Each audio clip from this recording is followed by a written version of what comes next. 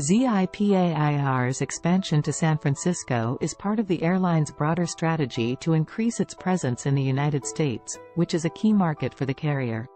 Before we get started, go ahead and subscribe our channel and hit the bell. The airline aims to provide a valuable link for commercial and cultural exchange between the two countries. The new flight will operate 5 times each week between the US and Japan on Mondays, Tuesdays, Wednesdays, Fridays, and Sundays. One-way fares will start at $91.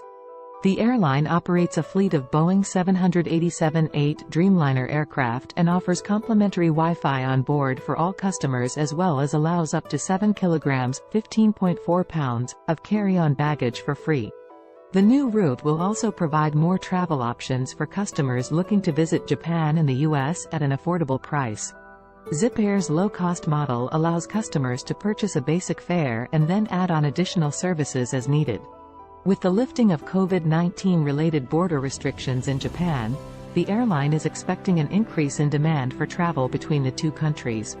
ZIPAIR has implemented various safety measures on its flights to ensure the health and safety of its customers, lifting vaccine and testing rules on May 8, and eliminated mandatory mask wearing on March 13.